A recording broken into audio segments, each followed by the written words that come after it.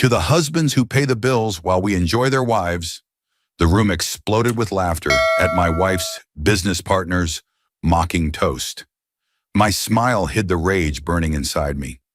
Later that night, I discovered their video messages, making love in our bed, calling me the cash cow they'd milked before leaving. They had no idea what hell I had prepared for them.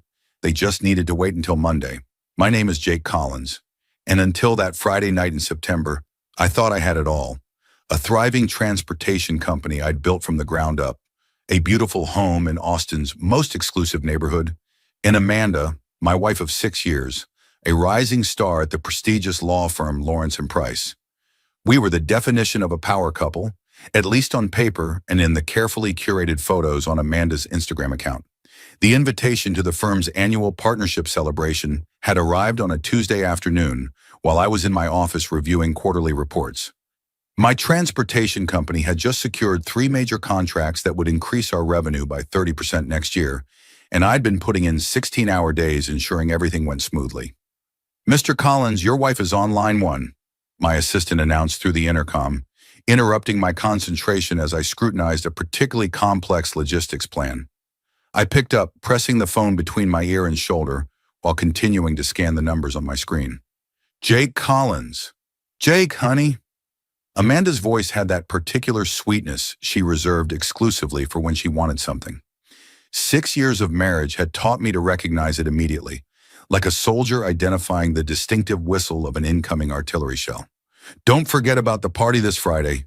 I paused, frowning as I searched my mental calendar and came up empty. "What party?" Her sigh traveled through the phone line, heavy with disappointment and laced with an undercurrent of annoyance that she didn't quite manage to disguise.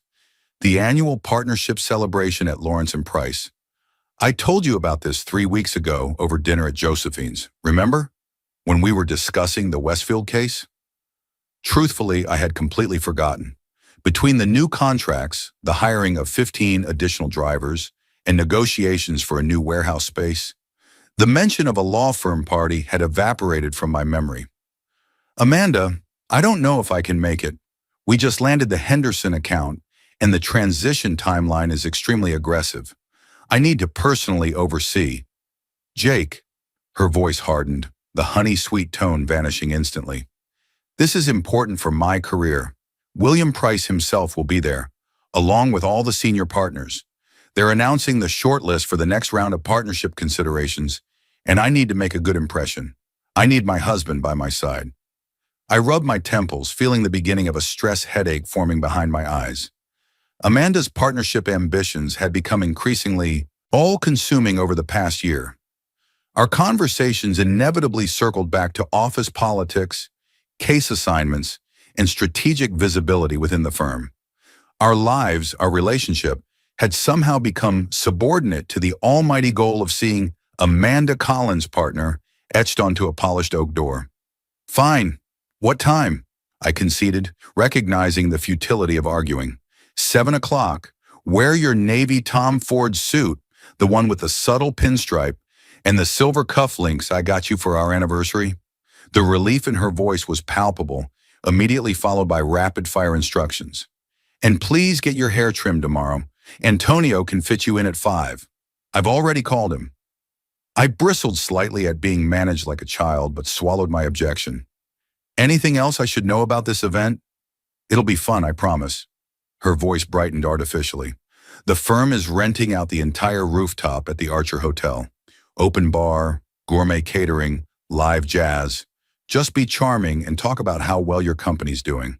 The partners love success stories." As I hung up, I couldn't shake the feeling that something fundamental had shifted between us. Amanda had always been ambitious, but lately, there was something different about her. She'd been working later than usual, her texts throughout the day had become less frequent, and there was a new emotional distance between us at home. I chalked it up to her pushing for partnership, the pressure making her more focused on work than on us. The nagging voice in the back of my mind suggested otherwise, but I silenced it. After all, we'd built a life together. People go through phases in relationships. This was just a temporary rough patch, I told myself. Little did I know that Friday night would shatter every illusion I had about my marriage, my wife, and the carefully constructed life we'd built together. The Archer Hotel was undeniably impressive, one of Austin's newest luxury properties. Floor-to-ceiling windows offered panoramic views of the glittering downtown skyline, and the open-air rooftop garden was adorned with thousands of twinkling lights that transformed the space into something almost magical. A three-piece jazz ensemble played sophisticated background music, while impeccably dressed waiters circulated with trays of champagne and hors d'oeuvres that probably cost more than what most people made in a day. Amanda had spent the entire afternoon getting ready, disappearing into our master bathroom with an array of beauty products and emerging hours later looking absolutely stunning. Her black Valentino cocktail dress hugged her curves perfectly, her blonde hair fell in soft waves around her shoulders, and the diamond pendant I'd given her for our 5th anniversary nestled elegantly at her throat. Several heads turned as we entered the rooftop venue, and I felt a flicker of pride mingled with possessiveness. Whatever problems we might have been having, my wife was beautiful, successful, and mine. Or so I thought. "Jake, come meet some people," Amanda said, her hand on my arm guiding me through the crowd. Her grip was slightly too tight, almost proprietary, as if I were an accessory she was displaying rather than a partner she was proud to introduce.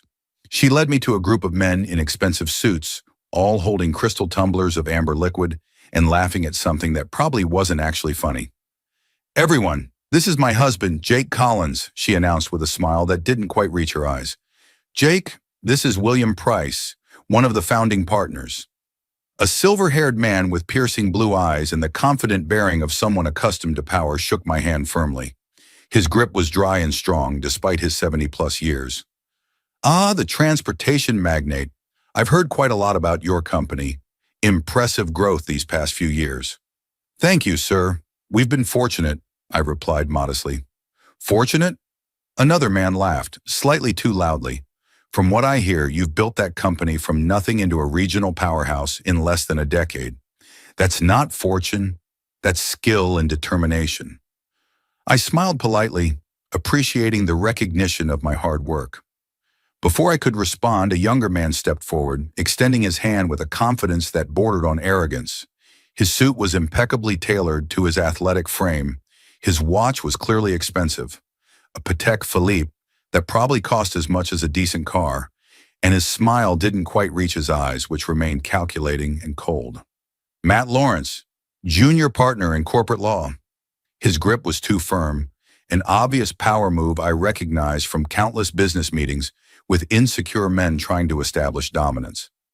"Amanda's been instrumental in helping me with the Westfield case. Absolutely brilliant legal mind. We couldn't have structured the deal without her input." I nodded, maintaining eye contact slightly longer than was comfortable. "She's mentioned it. Sounds complex." "Oh, it is," Matt replied, his hand lingering on Amanda's shoulder, a beat too long, as he addressed me but looked at her. "Multiple jurisdictions, regulatory hurdles in 3 states, hostile shareholders. Your wife has an exceptional eye for detail. We've been working late quite a bit, haven't we, Amanda?" She smiled, and I noticed a slight flush spreading across her cheeks that couldn't be attributed solely to the champagne she was drinking. "The case requires attention to detail. And no one pays attention to details quite like Amanda," Matt added, raising his glass slightly in a mini toast that seemed laden with private meaning. Something in his tone made my skin prickle. There was an undercurrent of intimacy, a hint of shared secrets. I glanced at my wife, who seemed to be avoiding direct eye contact with me. That's when I first felt it, the subtle shift in the atmosphere, like the barometric pressure drop before a storm, an almost imperceptible change that animals sense before humans, prompting them to seek shelter before the sky tears open. The evening progressed with more introductions and shop talk. I answered questions about my business, made the appropriate jokes, and played the role of the supportive husband. All the while, I kept noticing small things that individually might mean nothing but collectively formed a pattern I couldn't ignore. How Matt's eyes followed Amanda across the room, how she laughed a bit too enthusiastically at his jokes, how they seemed to communicate without words, the brush of her hand against his arm when she thought no one was looking. 2 hours into the event, William Price tapped a spoon against his glass, calling for attention. The crowd gradually quieted, turning expectantly toward the firm's patriarch. Ladies and gentlemen, I want to thank you all for coming tonight to celebrate another successful year at Lawrence & Price. Our firm continues to thrive because of the dedication, intelligence, and perseverance of everyone in this room. Applause rippled through the crowd as waiters discreetly topped off champagne glasses. I'd especially like to recognize our newest rising stars. He gestured toward Matt and a few others standing near him. The future of our firm looks bright indeed with talent like this leading the way. More applause. Amanda beamed at Matt with unmistakable pride and something else. Admiration? Desire? She was standing closer to him than necessary, their shoulders almost touching. Matt stepped forward, glass raised, his expression suggesting he'd had enough champagne to loosen his inhibitions, but not enough to slur his speech. Thank you, William. I'm honored to be part of this exceptional team. Matt's voice carried across the rooftop, his tone confident and clear. His gaze swept the crowd before settling deliberately on me with a look that could only be described as challenging. And I'd like to propose a toast of my own. The alcohol had clearly emboldened him. I tensed, sensing what was coming but powerless to stop it without creating a scene. To the husbands who pay the bills and keep the home fires burning, while the real partners help their wives climb the ladder of success. The room erupted in laughter. A few people glanced my way, some with sympathy, others barely concealing their amusement at what was clearly a deliberate humiliation.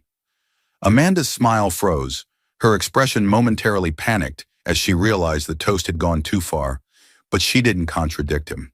She didn't step away from him. She didn't defend me or our marriage.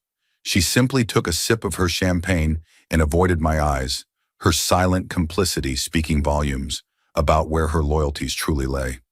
In that moment, everything crystallized with brutal clarity. The late nights, the weekend emergencies at the office, the gradually increasing emotional distance, the way she'd guard her phone, the declining intimacy, the deflections and vague answers when I asked about her day. It all made sense now, fitting together like puzzle pieces to form a picture I had subconsciously been avoiding. I didn't create a scene. I didn't storm out. I didn't confront Matt or Amanda publicly. Instead, I smiled politely, raised my glass slightly, and took a measured sip.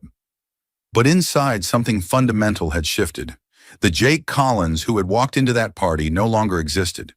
In his place stood a man with perfect clarity about what needed to be done. The rest of the evening passed in a blur of meaningless conversations and strategic observations. I made excuses to step away from Amanda, moving to the bar where I could observe her and Matt from a distance. Their body language told me everything I needed to know.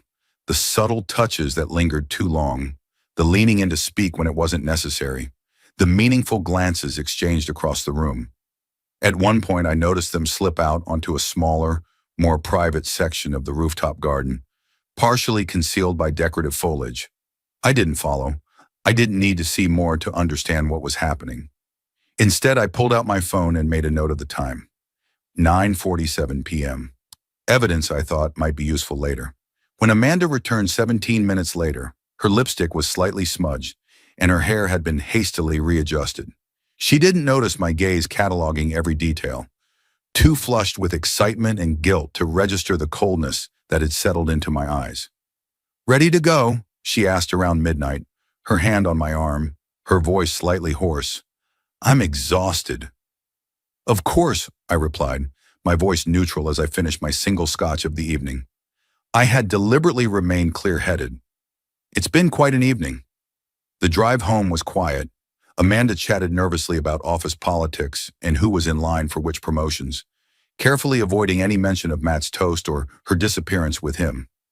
I responded with non-committal sounds, my mind already racing ahead, formulating plans, considering options, evaluating leverage. Our house was dark when we pulled into the driveway. It was a beautiful Tudor-style home in one of Austin's most prestigious neighborhoods. A 5-bedroom showcase with a pool, wine cellar, and landscaped gardens. A home I had paid for with the sweat and stress of building my business from the ground up. As we walked inside, I wondered how many times Matt had been here while I was away on business trips. Had they been in our bed? Had they laughed about me afterward? "I'm going to take a shower," Amanda said, heading upstairs, perhaps eager to wash away the evidence of her evening's indiscretions. I nodded, loosening my tie. I've got some emails to check. I'll be up shortly. As soon as I heard the water running, I went to my home office and locked the door. My company, Collins Transportation Solutions, had grown from a single truck to a fleet of over 100 vehicles servicing 3 states. What had started in my apartment with nothing but determination and maxed-out credit cards was now a multi-million-dollar operation with over 200 employees. One of our biggest clients was, ironically, Lawrence & Price LLP. I pulled up our contract with them on my computer. The law firm had outsourced all their courier needs, document deliveries, executive transportation, and secure logistics to my company 3 years ago. A comprehensive service package worth over $2 million annually, representing approximately 38% of their non-legal operational budget. I smiled grimly as I reviewed the termination clause. I had negotiated it personally, insisting on favorable terms that the firm had accepted because my pricing had been competitive and our service record impeccable. Under the terms, they could terminate with 90 days' notice. I, however, could terminate with just 48 hours' notice if there was any conduct detrimental to the business relationship. I would say sleeping with the owner's wife qualified as detrimental conduct by any reasonable standard, but I wasn't ready to play that card yet. First, I needed more information, concrete evidence beyond my observations and suspicions. When Amanda emerged from the shower and went to bed, I pretended to be engrossed in work on my laptop. Once her breathing deepened into sleep, I silently retrieved her tablet from her purse. She had never been particularly security conscious at home, too confident in my trust or too arrogant in her deception. Her password was our wedding anniversary, a date that now felt like a cruel joke, the punchline being the last 6 years of my life. What I found confirmed everything and worse. Messages between her and Matt going back 6 months, starting professionally, then increasingly flirtatious, then explicitly sexual. Photos I wish I had never seen, videos that made me physically ill, plans for meetings disguised as work sessions, hotel receipts, Ubers to his apartment, complaints about me, how I was always working, how I didn't understand her ambitions, how I was safe but boring, how Matt made her feel alive and desired in ways I apparently didn't. There were messages mocking my obliviousness, plans for the future that didn't include me, discussions about how she could maximize her financial position in a divorce once she made partner. Matt advising her to wait before leaving me, to milk the cash cow a little longer while she established herself professionally. My wife agreeing, laughing about it. My hands shook with suppressed rage as I methodically took screenshots of everything, sending them to my private email account and saving them to a secure cloud folder labeled Truth. Then I carefully replaced the tablet exactly where I had found it, erasing all digital traces of my investigation. Sleep was impossible. I lay on the far side of the bed, as far from Amanda as possible, and stared at the ceiling until dawn broke, planning my next moves with the cold precision that had built my business. By the time she stirred, I had already showered, dressed, and was preparing to leave the house. "You're up early for a Saturday," she mumbled, rubbing her eyes, her voice husky with sleep. "Thought I'd go into the office for a bit." "The Henderson account needs some attention before Monday's implementation meeting," I replied, adjusting my watch. She frowned slightly, propping herself up on one elbow. "Will you be home for dinner? I was thinking we could try that new Italian place on 5th Street, the one with the celebrity chef from New York." The casual way she could suggest a date night after what I had discovered, after what she had done just hours earlier, made my blood boil, but I kept my expression neutral, even managing a small smile. "Not sure, I'll let you know. The timeline's pretty tight." As I headed to the door, she called after me, her voice artificially light. "Oh, I might go into the office for a few hours today, too. We're filing the Westfield brief on Monday, and there are some citations that need cleaning up." I turned back, my face a mask of indifference. "With Matt?" A flicker of something, guilt perhaps, or wariness, crossed her face before she controlled it. "The whole team is putting in weekend hours. It's a big case." I nodded, holding her gaze for a beat longer than necessary. "Good luck with that." As soon as I was in my car, I activated the GPS tracking app I had installed on both our phones years ago, originally as a safety measure when we traveled. I watched as Amanda's location icon remained at our house for another hour, then began moving. Not toward downtown and her office as she had claimed, but toward the upscale residential area where I knew Matt Lawrence lived. The little blue dot came to rest at an address I confirmed through a quick property record search as belonging to Matthew J. Lawrence. Everything confirmed. No room for doubt or misinterpretation. No possibility that I was overreacting or jumping to conclusions. No chance for gaslighting or explanations or excuses. Instead of going to my office, I drove to see Alex Ridley, my personal attorney and longtime friend from college days. Alex had helped me structure my business from the beginning and was one of the few people I trusted implicitly. Alex's home office was in a converted garage behind his Spanish-style house in Travis Heights. When I arrived unannounced at 7:30 a.m. on a Saturday, he answered the door in sweatpants and a University of Texas t-shirt, coffee mug in hand and surprise evident on his face. "Jake? What the hell, man? Is everything okay?" He took in my expression and stepped aside without waiting for an answer. "Come in." His home office was cluttered but organized in the way that made sense to him. Stacks of legal journals, multiple computer monitors, legal diplomas, and family photos covering the walls. He cleared some papers from a chair and gestured for me to sit. "What's going on? You look like you haven't slept."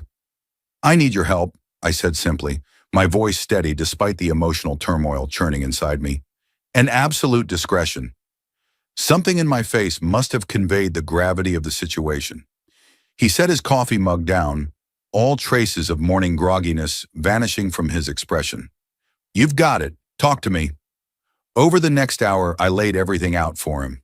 The party, Matt's toast, the messages and photos I discovered, Amanda's current whereabouts according to the GPS tracker, the discussions about milking the cash cow before leaving me once she had secured her professional position. I spoke factually, without emotional editorializing, presenting the situation as I would a business problem requiring a strategic solution. Alex listened without interruption, his expression growing increasingly grim. When I finished, he set his coffee mug down carefully, as if gathering his thoughts. "What do you want to do?" he asked finally. "I want the best divorce attorney in Texas," I replied without hesitation. "Someone who will ensure Amanda doesn't get a penny more than she legally deserves, which isn't much given that the prenup is solid and the business predates our marriage. And I want to review all my company's contracts with Lawrence and Price." Alex nodded slowly, his legal mind already working through the implications. "Margaret Winters is who you want for the divorce. She's ruthless but ethical, specializes in high net worth divorces with complex assets. She gets results without unnecessary drama or publicity, which I assume you'd prefer." "Correct." "As for the contracts," he hesitated, tapping his fingers on his desk. "Jake, I know you're angry, justifiably so, but be careful about mixing business with personal matters.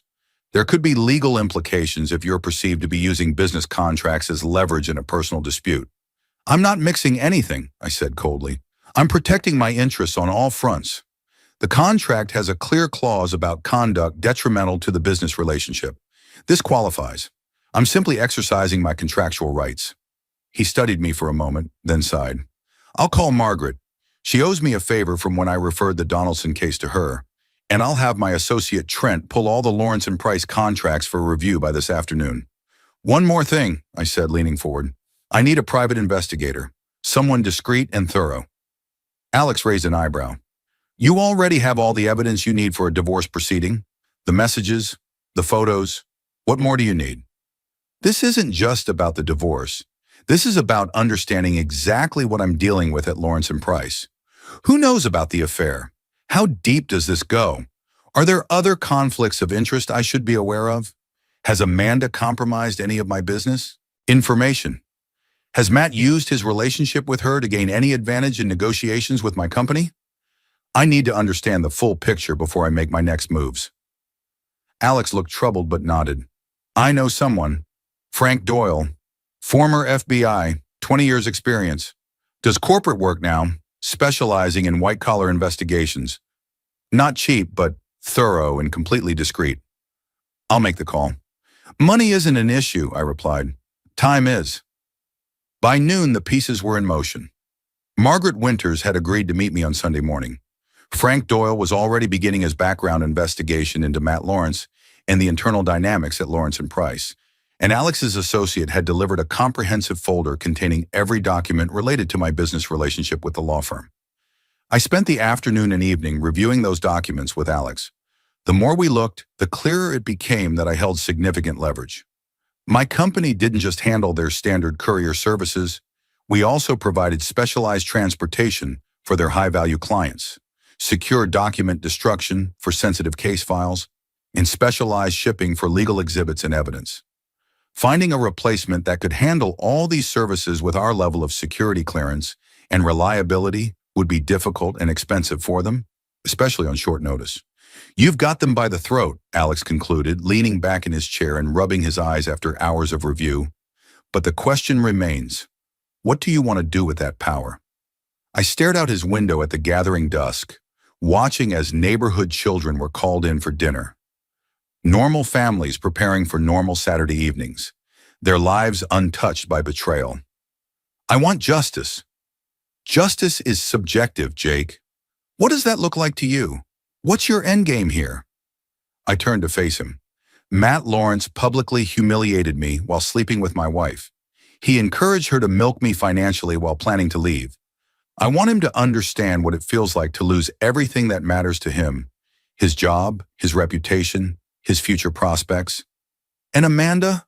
Alex asked carefully. The same. She made her choice. Now she'll live with the consequences. Alex's expression was troubled. Revenge rarely brings the satisfaction people think it will.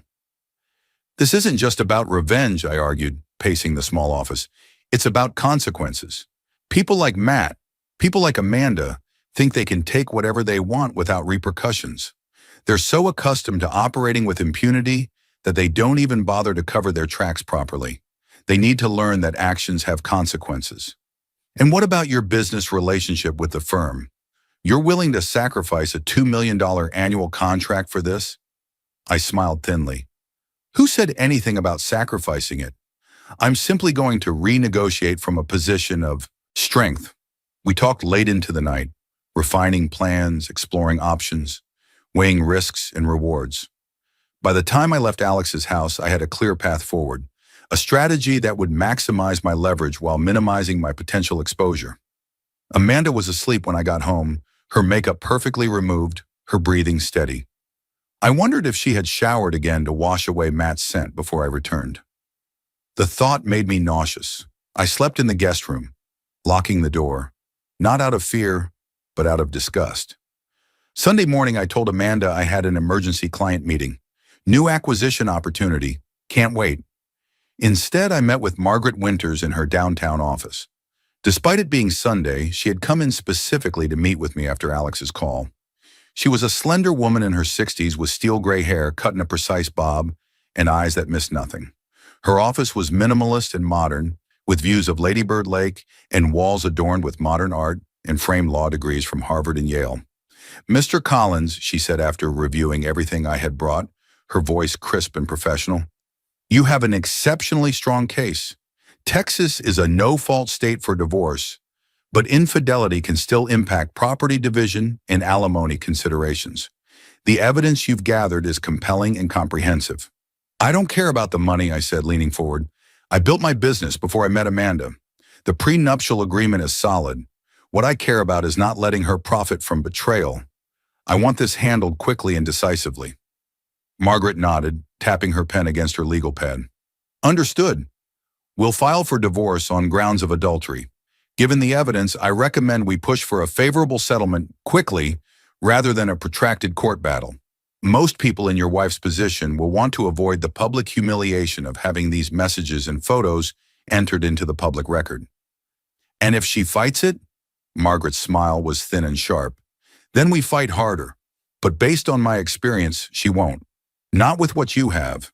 No one wants their colleagues, friends, and family to see them plotting to milk the cash cow while carrying on an affair, particularly not an ambitious attorney concerned with her professional reputation. How quickly can we file? I'll have the papers ready for your signature by tomorrow morning. We can file immediately thereafter. However, I understand from Alex that you have a broader strategy in mind involving her employer. You might want to coordinate the timing. I nodded. The filing should happen after I meet with the senior partners at Lawrence and Price. I want to control the sequence of events. Smart, she agreed. Element of surprise is valuable in these situations.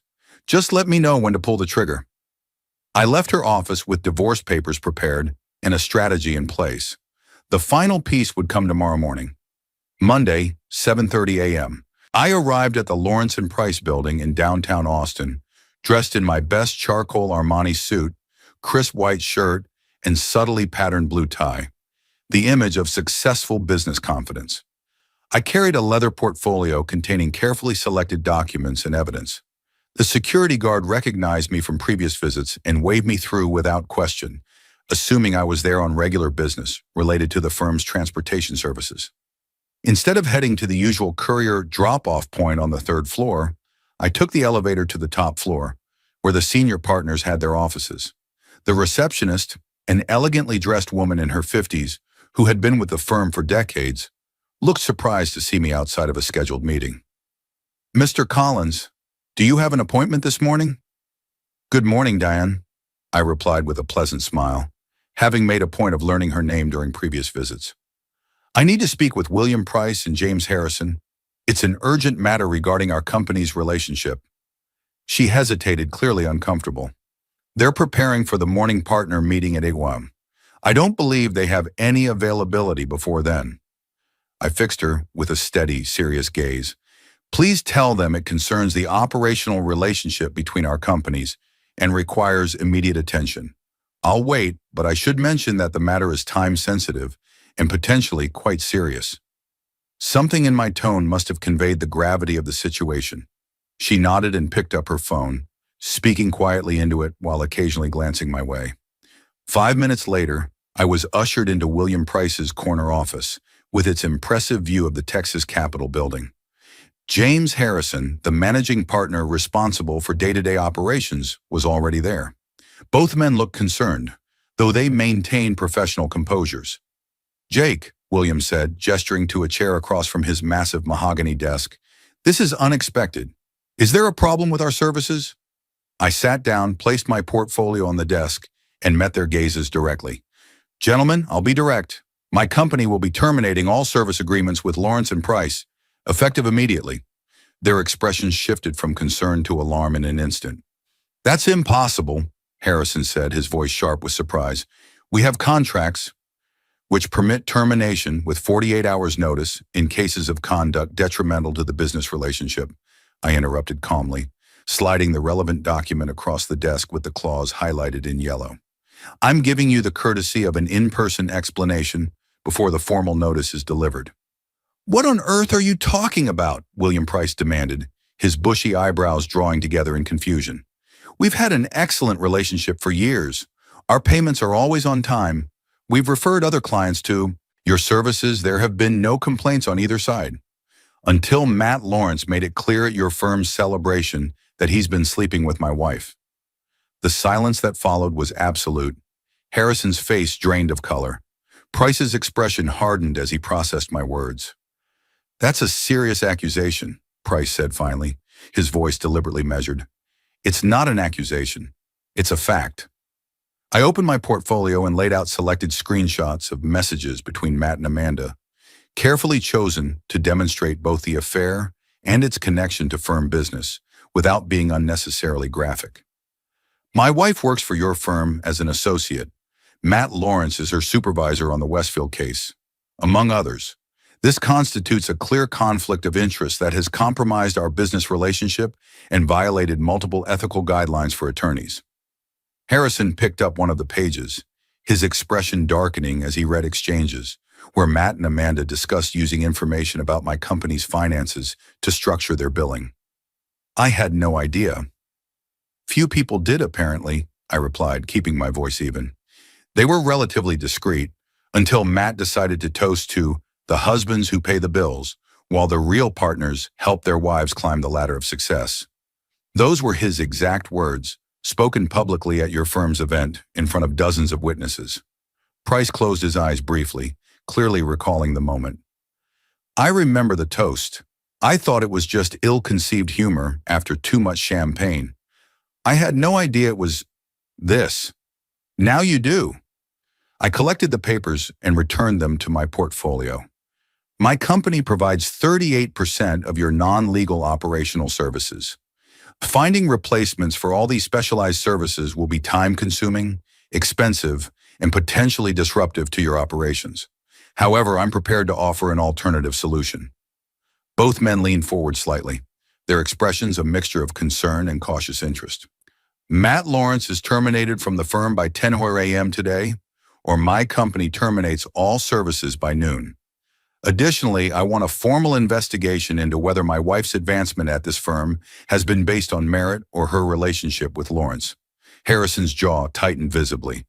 You're asking us to fire a junior partner without due process or investigation. I'm giving you a business choice, I corrected, keeping my tone professional. You can keep Lawrence and lose my company's services, or you can remove the person whose unprofessional conduct and poor judgment has created this situation. As for investigation, I thought that's what we're doing right now. I've provided evidence of an inappropriate relationship that violates your own ethical guidelines and potentially compromises client service. This feels like blackmail, Price said quietly, though there was more resignation than accusation in his tone. This is consequences, I countered, and a professional courtesy. I could simply terminate our contracts without explanation and file a formal complaint with the State Bar Association about ethical violations at your firm. Instead, I'm giving you the opportunity to handle this internally and minimize disruption to both our businesses. The two partners exchanged glances, having the kind of wordless communication that comes from decades of working together. Harrison sighed heavily. We need to discuss this privately. I stood, checking my watch. I'll wait in the reception area. You have 20 minutes before I need to head to my next appointment. Exactly 18 minutes later, I was called back into the office. Both men looked grim but resolved. Matt Lawrence will be terminated this morning, Price announced without preamble, and will conduct a thorough review of your wife's case assignments and evaluations. I nodded, maintaining my professional demeanor. Thank you for making the right decision. I'll instruct my team to continue services without interruption, and we can discuss contract renewal when the current term expires in 4 months. As I turned to leave, Harrison called after me. Jake, for what it's worth, I'm sorry this happened. We value both our business relationship and our personal connections with our vendors. I paused at the door. So am I, James.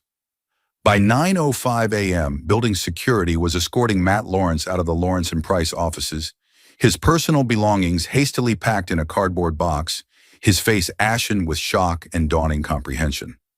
By 9:30, the managing partner had called an emergency staff meeting to announce that Lawrence had been separated from the firm, effective immediately. No explanation was given, but rumors spread quickly through the whispered conversations and speculative glances that followed.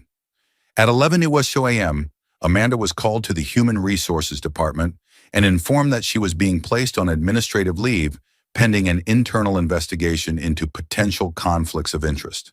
Her keycard was deactivated, and she was escorted from the building by the firm's head of security, a humiliating procession witnessed by many of her colleagues. She called me 17 times between 11:15 a.m. and noon. I didn't answer.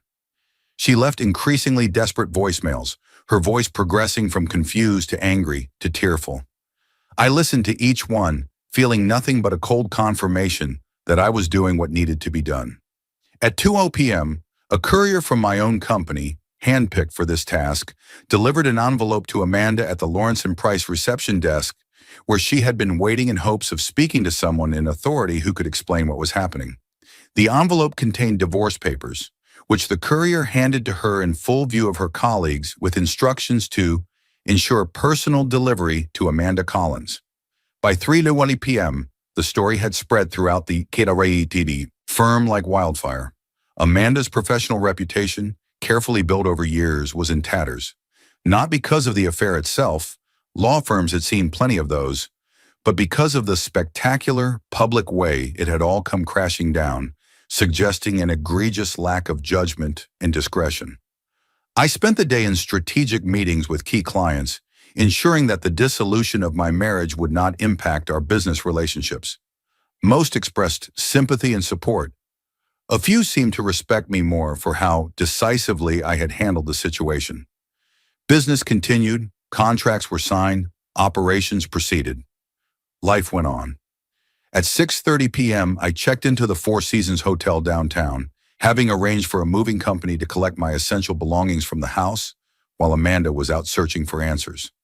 I had no desire to see her or speak to her yet. The wounds were too fresh, the anger too raw. But she found me anyway.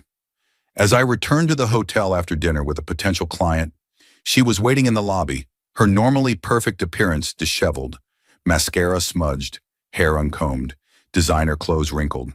Her eyes were red-rimmed, her posture uncharacteristically defeated.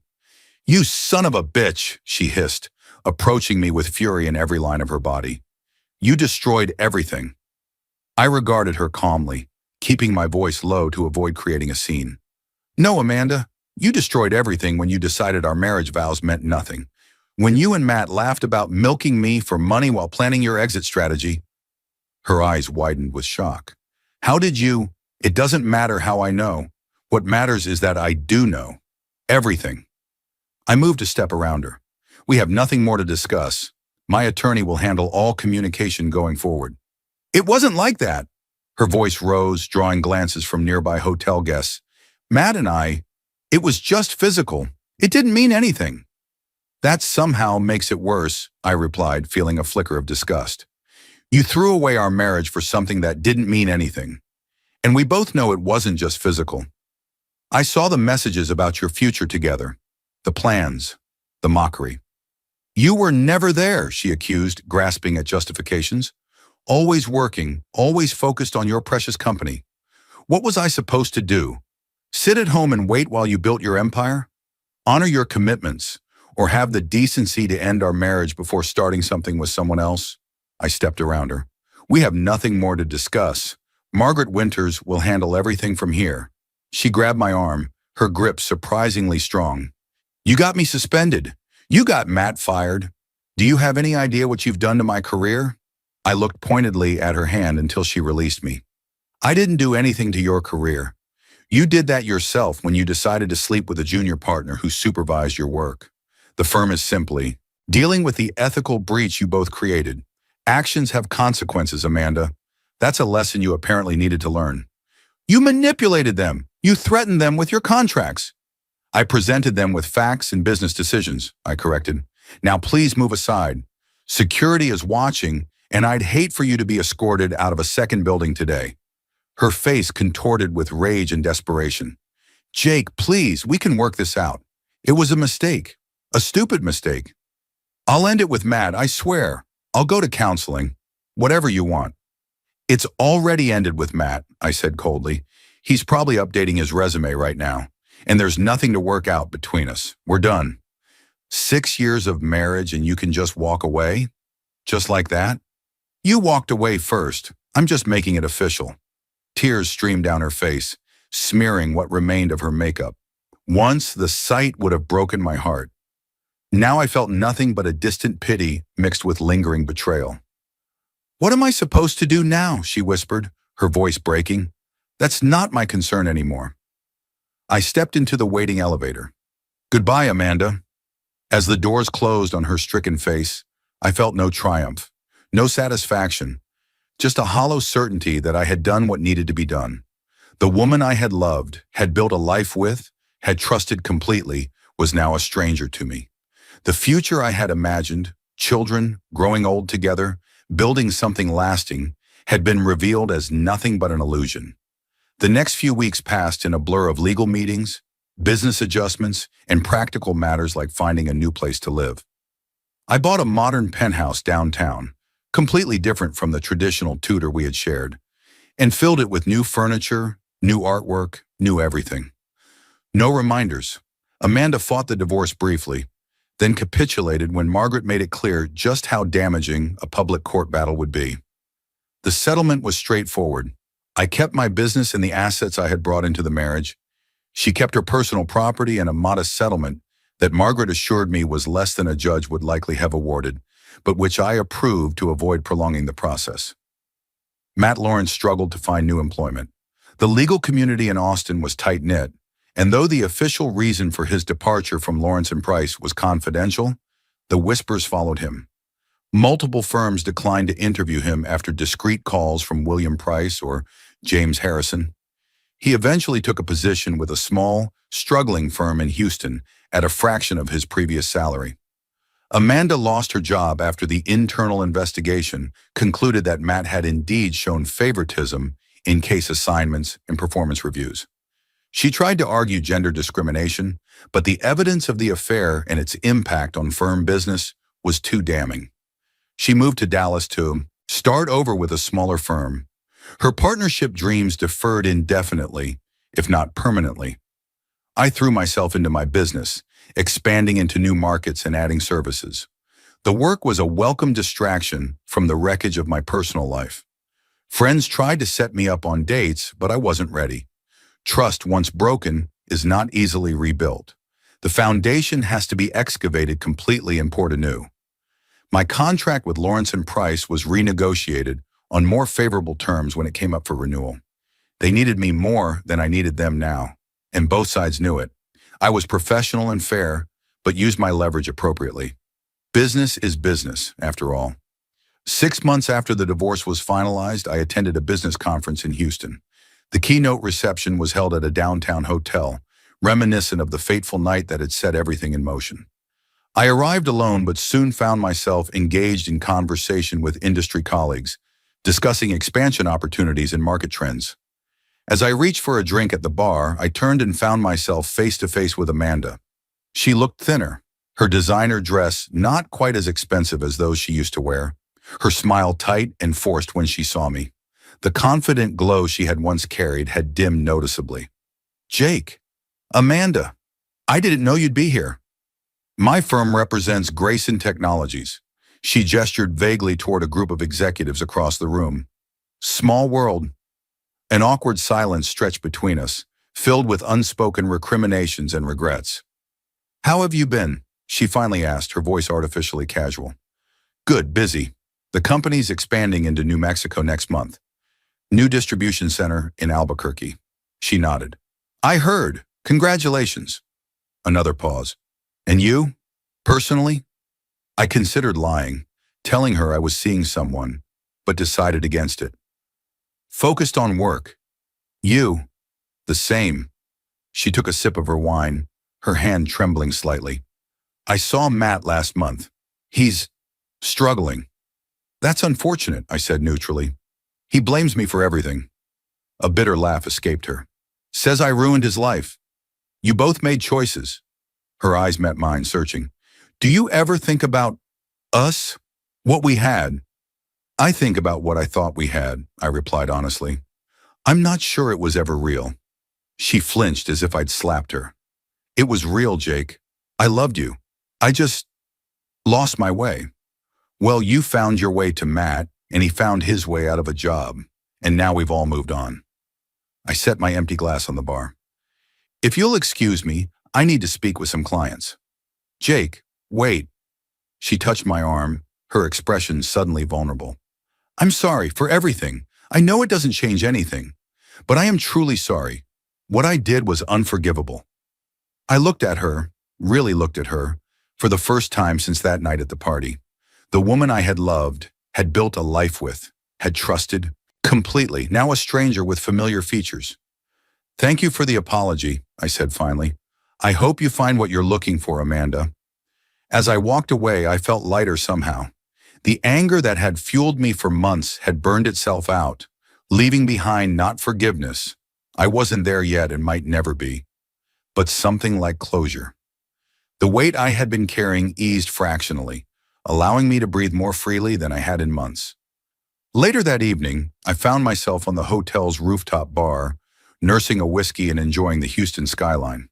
The night was clear, the air warm with the promise of spring. A woman approached, asking if the seat next to me was taken. "It's all yours," I replied. She sat down, ordered a drink, and introduced herself as Elena, an architect in town for the same conference. She was striking, dark hair, intelligent eyes, confident posture, without the brittle edge of ambition that I now recognize as a warning sign. Our conversation flowed easily, touching on business, design, Austin, where she was considering opening a second office, and a dozen other topics. No forced laughter, no hidden agendas, just genuine interest and engagement. She wasn't wearing a wedding ring, I noticed. Neither was I anymore. When she asked if I'd like to have dinner the following evening, I hesitated only briefly before accepting. Not a date, necessarily, just dinner, conversation, the possibility of connection without expectation. If you like this story, please click the hype button. This video deserves to be popular. Have a nice rest.